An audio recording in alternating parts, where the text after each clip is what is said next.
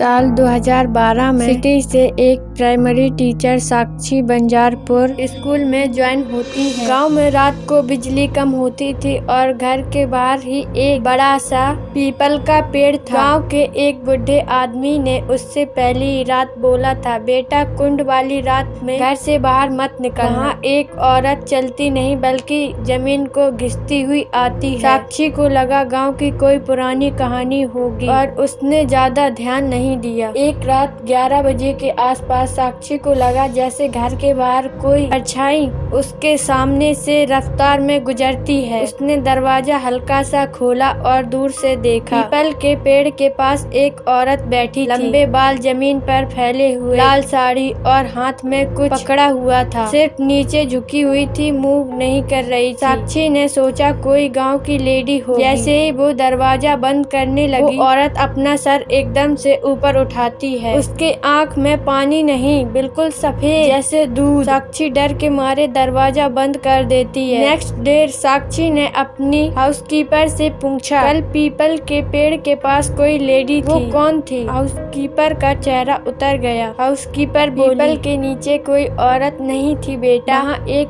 औरत मर गई 40 साल पहले। लोग कहते हैं वो डायन बन गई है। हाउसकीपर ने एक बात और कही, वो कभी सीधी चलती नहीं दिखती। गाँव वाले कहते हैं वो जमीन को घिसते हुए आगे बढ़ती है। उस रात स्कूल से लेट आने की वजह से साक्षी बहुत थक गई थी, इसलिए उस सोचने में ज्यादा एनर्जी वेस्ट नहीं की। रात के 2 बजे एक खिच खिच की आवाज से आँख खुली। आवाज जमीन घिसने जैसी थी, जैसे कोई अपना पैर नहीं उठा रहा हो। साक्षी कंबल से झाँक कर देखती है। हाल में एक लाल साड़ी वाली औरत राखी जैसी पोजीशन में घिसती हुई चल रही थी। उसके पैर उल्टे थे, बाल पूरे फ्लोर पर ड्रैग हो रहे थे। औरत का चेहरा नहीं दिख रहा था। फिर उसने धीरे से अपना चेहरा घुमाया और उसके मुंह में दांत की जगह लोहे की कीलें घुसी थी। साक्षी चीखती है। वो डायन एकदम मूवमेंट स्टॉप कर देती है। फिर बिना पैर उठाए सीधी साक्षी की तरफ घिसती हुई बढ़ने लगती है। रूम की लाइट एकदम ब्लिंक ब्लिंक होने लगती है। साक्षी रूम लॉक करती है, पर डोर के नीचे से